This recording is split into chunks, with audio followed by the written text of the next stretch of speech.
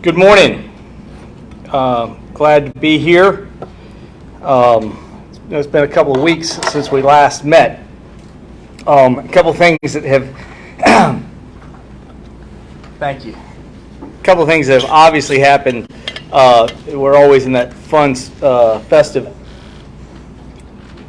part of July. We certainly had a great 4th of July. I thought downtown looked especially great. I want to thank again Peter Maget and the folks at Bicentennial for the work they had done. Get that on? All right. I want to thank them for the work that they had done on the presentation that was down at the Maritime Park Center there with the symphony, having them out. It was another great event. The fireworks that the county does were great. The whole day, their Sertoma did a great job. In fact, I told the people talking about vibrancy. We were out the week before, certainly visiting a couple of different communities, and there was one city that was significantly larger than Pensacola, but I saw their 2nd of July parade or their 1st of July parade, and on a Saturday, and it was not. There were more people, I think, at the event that we had, so more vibrancy in what you see in downtown. So those things were certainly good. This weekend was a great time for our Blue Angels. I certainly appreciated them and their show. I think their show is always great, but the one at the beach is always fantastic. Certainly from my experience past on the beach with District 4, enjoyed my time out there, but it was nice to be a part of that presentation on Saturday evening or Friday evening, and then go out Saturday and go see the Blue Angels fly again. They do an incredible job, and always I think Pensacola looks its best when we're in when we have those chances to celebrate our military and recognize them. So I thought those were all very good things that were going on, and it was great to have those events. I think they showed what makes Pensacola great and why we have so many people that want to come live in Pensacola. Those were certainly very good. We have a couple of new things that are going on since we haven't been here in a while. First is Sydney Robinson has been selected as the new Cultural Affairs Coordinator. The City of Pensacola selected Sydney from a newly created position. In this role, Robinson will assess community needs for cultural programs and coordinate with other community leaders and organizations to develop events. Robinson most recently served as the Executive Director of Gallery Night Pensacola, where she worked closely with the city, vendors, and sponsors to coordinate monthly events. Her first day on the city is today, Monday, July 11th. Also, we have been continuing to work with the e-scooters and the parking, and I'm seeing more and more, compliance with that. We need to keep moving things forward on that. But again, we have a few other things that we're looking at. We would like to remind everybody that e-scooter users must always follow city ordinances and rules and operating e-scooters along with state laws. We'll be enforcing rules for proper riding and parking of shared micromobility devices, including e-scooters. Users in non-compliance will be subject to written citations or fines. Violations of the City of Pensacola micromobility ordinance, such as improper parking or operating an electric scooter on the sidewalk, may result in a written citation of a $150 penalty. Violating state laws while riding e-scooters may result in moving violation and association penalty. To learn more, cityofpensacola.com/scooters. You can learn more there by visiting and see what's going on. Next Sunday, or this Sunday, I guess I should say, Florida's Bicentennial Territorial celebration will be closing. Our 200th year here will be closing. There'll be a public event on Sunday the 17th at 6:30 at Museum Plaza at 120 Church Street behind the Pensacola Museum of History. The community celebration will close out the commemoration of Florida's Territorial Bicentennial when Florida officially became a territory of the United States on July 17th, 1821. The event is free and open to the public, and all are welcome to attend. The other thing that we've just finished up, I think Casey had pointed out here recently, you may be seeing crews out and about in the coming weeks as the City of Pensacola conducts an urban forest inventory of trees on city property and right-of-ways throughout the city. The goal of this inventory is to get a better understanding of Pensacola's urban forest. City consultant Geosyntec began surveying trees on June 29th and will continue for approximately 7 weeks. Survey crews will be conducting a tree-by-tree inventory of protected trees and heritage trees on the city property and right-of-ways, identifying tree species, measuring tree diameters, and using GPS equipment to document tree locations. Inventory will collect information only. No trimming or cutting of trees will take place. Survey crews will not enter private property either while completing the inventory. Tonight, the council will have a meeting on 5:30 on July 11th at the City Council Chambers, City Hall. The purpose of this meeting is consideration of recommendations for proposed amendments to the city charter. You're certainly welcome to attend and be there. I certainly think there are a number of things in there that I think as we continue to look and see what's going on with our charter, I think at no time do we find ourselves here that at no time have people wanted to be more a part of Pensacola. I think a variety of initiatives that we've allowed to do with our independent executive position have allowed for that to happen. I think Pensacola had seen a decline for probably 40 years, and in the last 10 years we've begun to see people say this is where they want to be, and I think part of that very much stems from creation of different things that we have in trying to create a balance. But in that balance, some of those things are very important. And again, I think from the beginning I've said, and I've said here to you guys as well, that I think the most important part is to allow the executive, as the mayor, to have the capacity they need to run the city. They need to be allowed to do that. I think if your issue is you're concerned about that and the checks and balances, the best place to do it is the tenure of the office. I've told you all many times, I certainly supported 2. I don't think if you want to be radical and go with 1, I think you could still do it in that capacity. I think overall, when you look at even past histories, there are places which I've mentioned to the committee, such as Venice, who for centuries managed without a king long before the United States came around by rotating what they call the Doge, which was essentially their mayor executive position. And again, so I think from these standpoints, it would be good if you looked at tenure. But again, having the executive, I don't think has ever allowed us not to have more. When you look at the success we've had over the last 12 years and the success we've had at bringing people back into the city and growing the city and growing values of property values in the city, I think all of those things are incumbent upon what's happened with being able to move forward and some of the decisions that were made that create the vibrancy that we just talked about with the events that we're having. So I think that's very important in continuing to do that. And I think there's a proper checks and balances that need to take place. And I really think at this point, the mayor is the only one that looks at it from a community-wide standpoint, that is elected community-wide and has that broad perspective to look at that. From my standpoint, I could care less if you want to do checks and balances and deal with the issue of term and length of tenancy. I think that probably would be a good thing to deal with. As I told you all before, the average length over the last 20 years of county administrators is 2.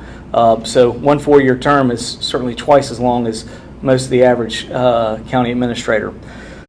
So from that standpoint, I do think that keeping the things that the mayor has and trying to keep those checks and balances are important as we move forward. I certainly won't be here, but I do think it's important for what the city and what the city has been able to achieve over the last 12 years. I will be having a town hall meeting on July the 14th with Councilwoman Breyer. She and I will host a District 1 town hall meeting at 6:30 on Thursday, July 14th at the Vickery Resource Center located at on 2130 Summit.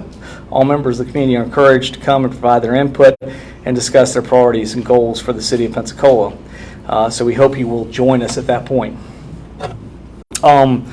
Again, I would say at this point we've been moving forward, been working with Matt Posner to move forward the ideas that are going for the estuary plan. As I've now worn my shirt now the last 2 meetings we've been here, we have true solutions which we've tried to communicate before. The solution very much that was being presented to council from our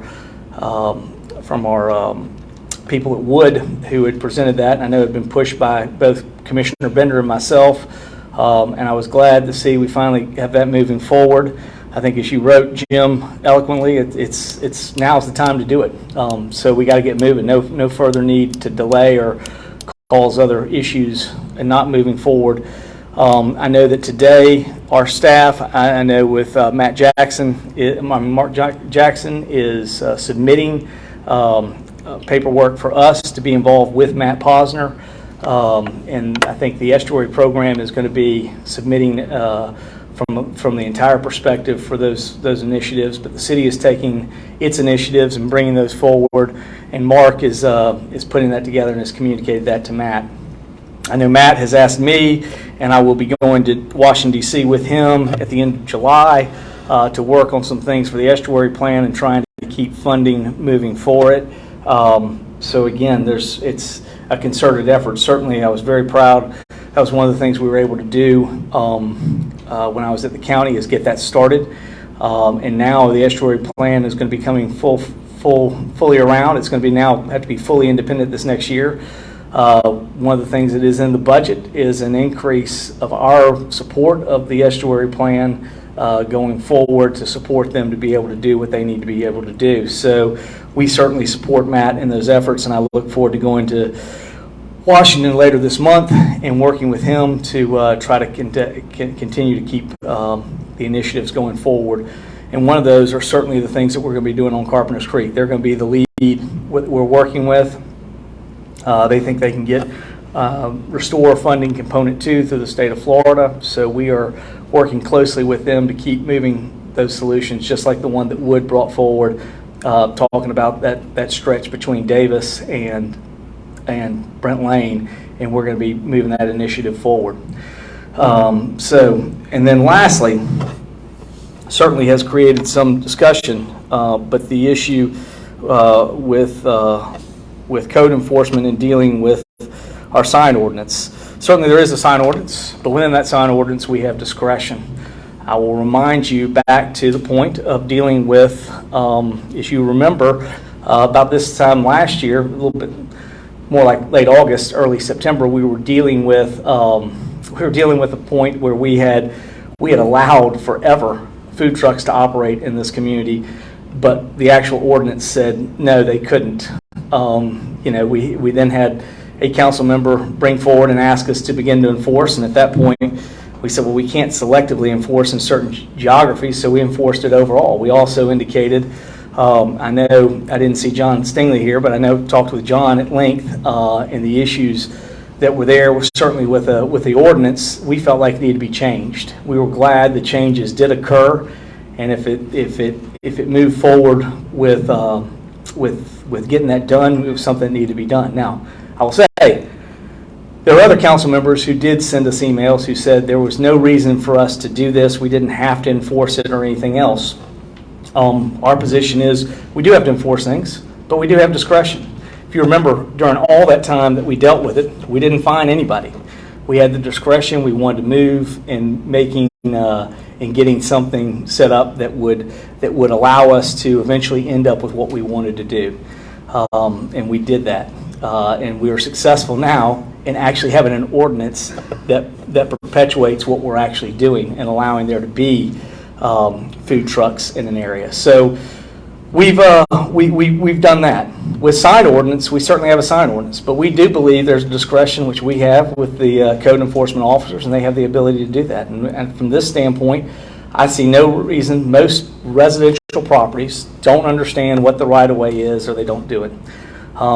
Case in point, I talked at length to a mayoral candidate, Jewel Canada Wynn, who reminded me that she mows the right-of-way, and that it is, certainly she doesn't understand why you can't use it for signs. We tend to agree. I will remind you also in the June meeting that in the audience here filming is Margaret Hostetler, who came to that meeting and was upset that a sign was told that she had to move it out of the right-of-way, and we agreed with her that she didn't have to move it out of the right-of-way, and we believe that it still needs to be in the right-of-way. Now, at some point in the last 2 or 3 weeks, her position has entirely changed.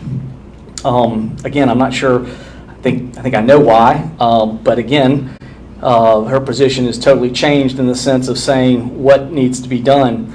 What we've indicated is that it is within our discretion to do the ordinance, and we're doing that. My understanding is she submitted 5 claims. I guess these are in residential, 4 in residential properties. It's interesting though, we haven't gotten a single complaint from her. We've gotten several complaints from me, I know, as well, from Amy and some other people. We have some people who continue to put their signs in parks. We have people who put their signs at City Hall. We have people who put their signs in other places. The Rebecca Jones campaign seems to be the worst offender. We continue to be moving forward on those. For some reason, Ms. Hostetler and certain other council members are only pushing forward in certain places that they actually have somebody that they know that's running and targeting those individuals. From that standpoint, we don't believe there should be anything that targets. Anything that we do should be applied evenly. And as long as it's applied evenly, and again, it can't just be applied to campaign signs from the Supreme Court, it has to be applied to all signs. So we're certainly looking at that. We've instructed code enforcement, and it's unfortunate that Steve Roberts and his team find themselves in a position where they're being directed by a council member who is sending them stuff. That council member is yet to send anything to me to send to them. When that's my job to direct them, but again, that's why we have the charter and why we have those things. Even though people sometimes don't want to obey the law, our job is to do what we need to do in even-handedly. We have that discretion, and we will use that discretion as long as it's done evenly and across the board. Again, what I'm much more concerned about is people who misuse signs and place them in right-of-way and I guess medians and parks in City Hall locations and a variety of other things. Again, I was in the county the other day and on Davis Highway and saw some candidate had placed a number of things in the middle of a median. Medians, parks, City Hall, a variety of other publicly owned spaces are not appropriate for campaign signs, and therefore they should be removed, and that's what we will continue to focus on. We have been looking at right-of-way in commercial areas. We continue to look at that. And if the right-of-way is a site issue, even if it's in a residential property, we will use our discretion and remove it from that standpoint. Safety is the biggest priority, but if it's not creating a safety issue, people for a long time have wanted to exercise their rights to be able to participate in the election process, and we will allow them the right to do so.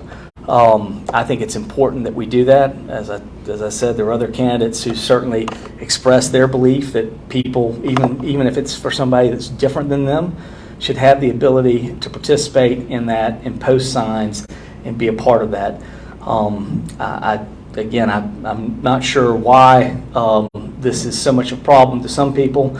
I guess some people don't like people participating in the democratic process and want to go after them, and again, that's not at all what we think is the purpose of code enforcement in the city or what we do. And we will look to continue to do even application across the way, and again, our biggest challenge will be dealing with some of those people who can't seem to find to put their signs in the right place and put it in public property.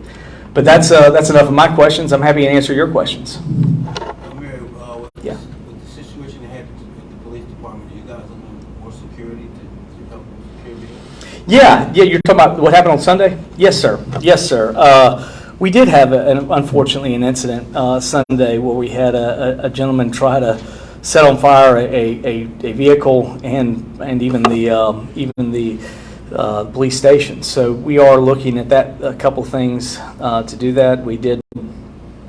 We were successful in apprehending the individual and doing that, but it's unfortunate. And I talked with Chief, and we will look and see how we need to address that to deal with it. It's just one of those things, unfortunate, but we'll have to deal with more security related to that. It's certainly something we didn't anticipate. It's unfortunate when you have to think about those things and people starting to fire on a police vehicle. It just seems crazy, but it certainly happens, and it was unfortunate. And we've caught the individual, and they certainly have to deal with their actions. So, but we are looking at when Chief talked to me yesterday. He called me yesterday morning while I was on my way to New Orleans, and we talked at length about it. And I just told him, I said, do whatever you need to secure it.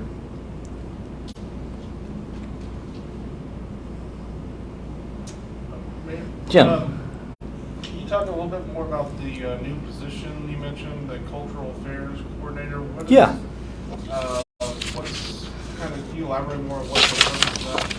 Yeah, this has been one of the things in looking more and dealing with, we made a cultural affairs assessment from some of the ARPA money that we're going to be dealing with, and how do we create more cultural opportunities. We realized one of the things that we didn't have was somebody who was really coordinating overall between many of the entities across the community and trying to coordinate that, as well as trying to also support those initiatives.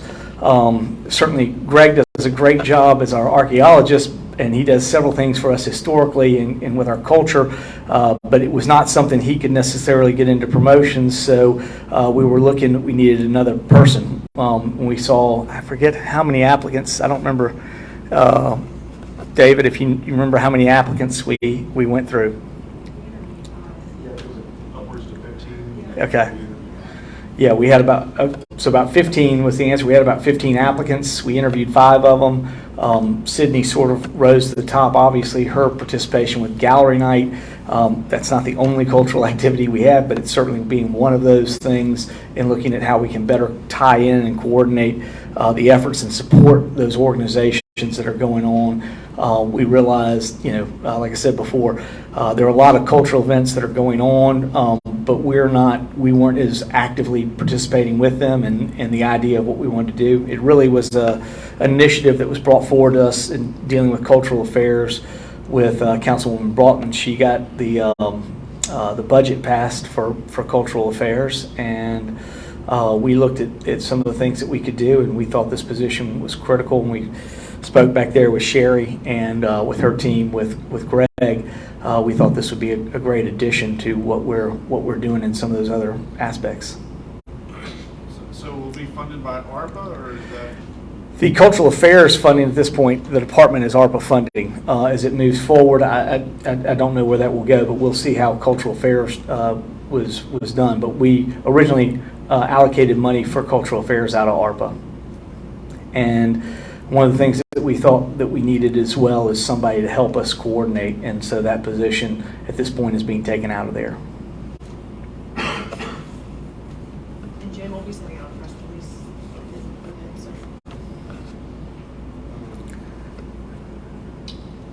And then about the estuary plan, you mentioned putting funding in this year's budget. Is that about how much will that be? I think we had been 5,000. We've gone up to 35,000. So I think that's where we were. So it was either an increase of 25 or 30,000. But again, it's about 200,000 is what it costs to run the estuary plan. I think there are multiple jurisdictions. There are 3 counties, 2 states, multiple cities. I know Escambia County, I think, was putting in 65,000. I think we were putting in 35,000. So I don't remember. I mean, Gulf Breeze, Baldwin County, Santa Rosa, and even the jurisdictions within that. I know even one of the things we're hoping to talk with people in Alabama. Orange Beach is participating, and they put money into it. So everybody's putting something into it, and helping that program go. For 4 years, it was able to be stood up by the money it got from the Restore Act component too. Very happy about that. But now, and I think they went through a couple of different directors trying to get where they were going, but I think Matt Posner has been an excellent pick. I think Matt will do a great job at that. He certainly has a passion for it. He was very active in some of the restore stuff that was at the county.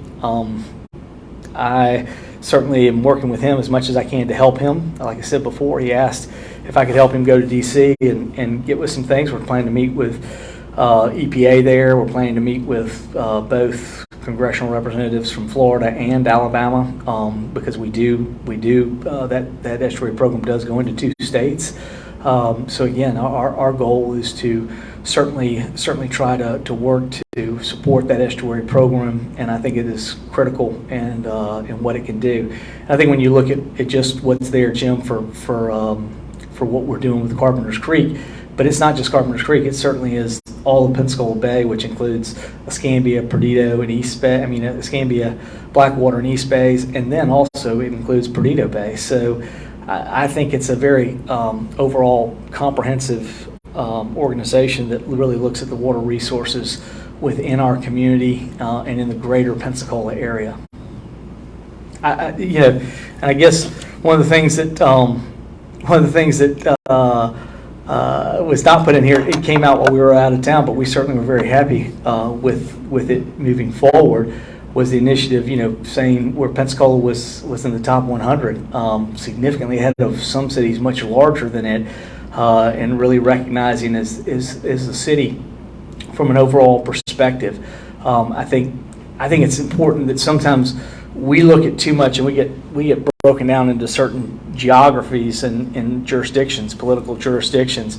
But I think to the outside world, they think of us as much like that did as the greater metropolitan area, which is really about 500,000 citizens in the greater Escambia and Santa Rosa area. And I think, that is the way people view us as a holistic community. I certainly know I traveled, I was in Cleveland and Chicago and St. Louis, and in none of those cities it didn't matter to me where one jurisdiction stopped, and I just thought of it as the greater Cleveland area, or thought of it as the greater Chicago area. So I think most people think of us as the greater Pensacola area, and I think that's one of the things that was important to see, and I think it shows a great recognition of what we've done. Certainly in the city of Pensacola, but not just the city, all our jurisdictions have worked very hard to position our overall MSA area. Things I've talked to you before, I told y'all last time, really what I think we should be doing is we should be working with Mobile and looking at a combined MSA area. If we were looked at as a combined MSA area of Mobile and Pensacola MSAs, we'd be in the top 50 of combined MSA areas. So again, I think those are sometimes the way, we don't think of it that way, but that's how most people view us and what we have the capacity to do as a community. And I think it's important that we do those things. And I think it was great that we got overall recognition, because it really shows what we have going on. We certainly see that every day. The fact that we're seeing more and more people as things get built, as things that come online, people immediately are filling them up because people want to be in this community. That happens because of the things that we've been doing for a long time. And I think if we keep doing that, we're going to continue to see more people come to this community. So I'm very optimistic about what the future holds. And I think as long as if we don't ruin it ourselves, we will continue to have success for a very long time. Yes? Update in work with ECUA to find out the sewage sources. I know that they've started the process. I know they went through all the governmental buildings. They did not find any connection. That was good. We didn't expect. I didn't expect them to. If they've done that, then I would have been really disappointed. So they're not going to be. They haven't found anything on those. They continue to work with it, and they'll start moving forward and looking at residences and other things that they can do. So they'll tackle that, and we'll keep coordinating with ECUA on that effort.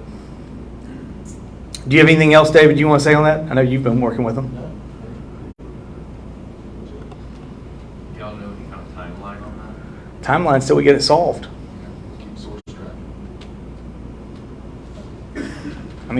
We're in it. We're in it for the long haul. We're gonna figure out what's the problem is and get it solved. It's one of those things where you just keep knocking out the things that aren't the problem, and eventually you'll find it. The good news is there are only so many connections into the storm drainage, so eventually we keep snaking it up there enough, we'll find where the problem is. Do you know, and I know these questions may be better directed to ECUA, but do you know if they've tested the areas pointed out by study? Well, that's what we're planning to use. We plan to use the study to help us go through there. We'll get with their stuff and get within our stormwater and put the cameras up there and start checking every connection we can. And it's not real sexy, but it's just a case of knocking out things that you come in there. And if this isn't a problem, then we move on to the next one. But I think the good news is we're finding out things that aren't a problem, and we'll keep looking until we find the problem. and then we'll solve it. But I think the better part is I mean, this is one of the reasons why you put it all together with the objective of moving forward with something like Bruce Beach. When you get an opportunity to move forward a major initiative, it really helps you bring all the parties together. This is not a solution, again, that the city could have done by itself. You know, you see, we don't do any sewer. Clearly, it is our stormwater, but we don't know where the sewer connects in, and it's a little bit more difficult for us to run and the expertise. So having this kind of project and putting this in is what I said all along, is if we get this stuff moving forward on a catalytic process, it's going to help, like Bruce Beach. Let's move forward and figure out what we're going to do and get the solution put forward on where we have those problems coming into our stormwater. What's the timeline now for the Bruce Beach project? I think we should. August or so. August first. So starting in August for construction. Starting with August. We're going to be doing a ribbon cutting soon. Grounded. We got a lot of different projects that are moving forward at this particular time, a number of them. Also, is there any update on the community maritime parcels? Yes, I know that Andrew and Charlie and I were talking about it, and Charlie and Andrew had some stuff, and Charlie, when I saw him last week, after I came back from vacation, I asked him what was going on, and he had some things he was running by John Daniel. We've gotten their response. We're now responding back to them. There's also been some things that they're doing. Part of the challenge with that parking agreement, we realized that there may be an opportunity. There were just challenges somewhat in creating the parking. So I think the applicant has now moved forward in trying to get us our own separate parking. That would just be one parking area that's totally city and city run, and city. The city would be totally in charge of that area, and it would be independent from the rest of the building and how that would be done. So I know that, you know, again, the more we work it, the more we try to maneuver things. And one of the issues that kept being a challenge was how do we arrange parking, who controls it, who oversees it. And so I think the applicant themselves decided it might be better for them to have their own parking area within it, and us to have our own parking area. And I think when you see what comes forward is going to have that initiative. The building's going to be a little bit different than the last time we brought it forward, because they went through and did some different things trying to solve those problems that were related to parking with them. I think at the end of the day, it will also sort of help, because there were some of the things we kept struggling with, like, okay, who controls this part? All right, how do we know this many spaces are for this user, and how do we keep them out of city spots and then spots designated for other individuals? So again, I think separating those two parking areas was probably a good thing, both for the development itself and for the city. And so I think that's kind of where it's sort of taken a turn, and it really wasn't us that asked for that. It was the applicant that came back to us with something totally a little bit different as we negotiated that through. Once we gave them our parking agreement, and they were working with that, they came back and said, well, some of these things won't work. What if we do this? And so it's just a case of kind of moving through those documents. As we said, we had three. We thought it was the lease. And the lease was one thing. The lease has probably been the least contentious of the issues. Parking agreement's been there, and then obviously the other issue is the tax rebate and working through those things to deal with that. So again, that's been the challenge that we've kind of been getting, and some things have come forward that were a little bit different as we worked with them. We've heard from them, we've responded back, we've heard from them back again, and so now we're trying to digest those and try to get something. But as we keep working it, I think it gets finer tuned into what will be a better product in the very end. So, do you know when will that be coming to council? Obviously, I hope we'll have something here within the next month. So probably, hopefully, the August meeting will be our opportunity to sit down and have something.